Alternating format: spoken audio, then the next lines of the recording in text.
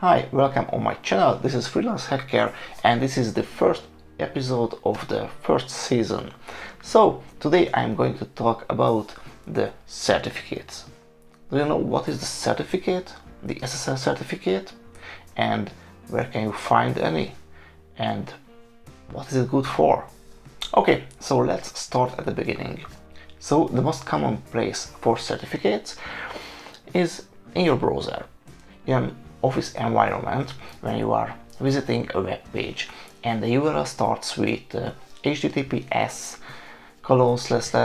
and so on, then this page is using a certificate. So what if the web page does not use any certificate? In this case, the URL will start with http :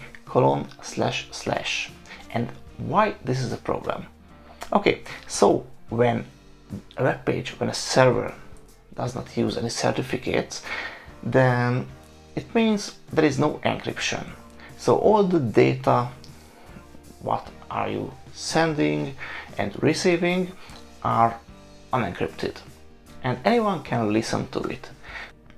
If there is no encryption on a channel, then the attacker can route the whole traffic through his own computer and can listen to all the traffic, so he can sniff your usernames, passwords, and so on. If the web page is using a certificate, then the attacker, of course, can route the traffic through his own computer, but in this case your browser will alert you.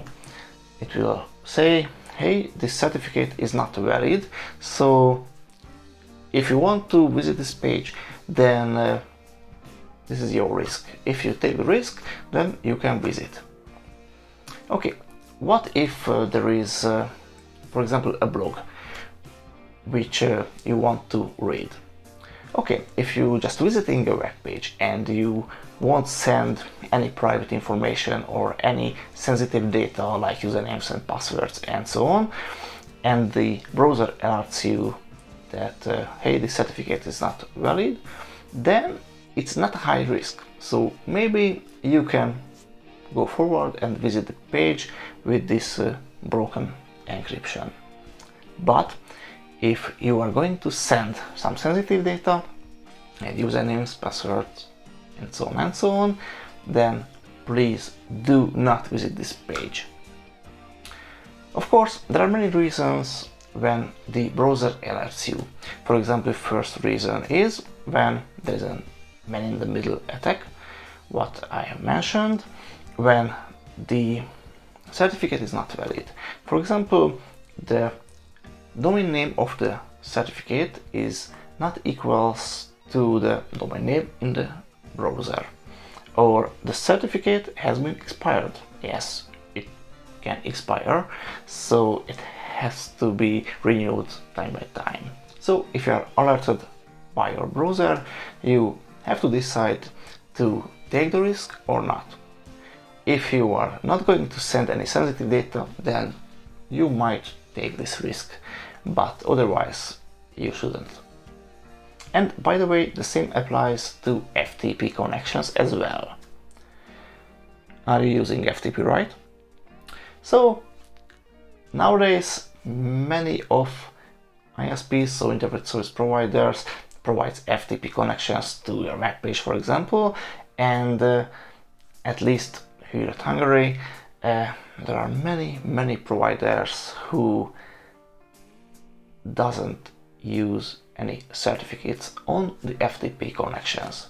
So the FTP connection can be sniffed and your FTP username and password can be sniffed as well.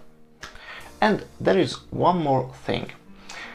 As I mentioned, if the browser alerts you, you usually can override this alert and take the risk and say, okay, no problem, I want to visit this web page. But some newer web pages are using the HSTS header, which stands for HTTP Strict Transport Security, which means if this header is set, for example, Google sets this header, then the browser will not show you the button to override this alert. So you cannot override, you cannot visit the page. This is a much strict security, and it's quite a good thing. Okay, that's all for the first episode. I hope that you understand it and enjoyed it. If you have any questions, please comment it below the video, and I am going to answer every questions. Thank you, and see you next week. Bye.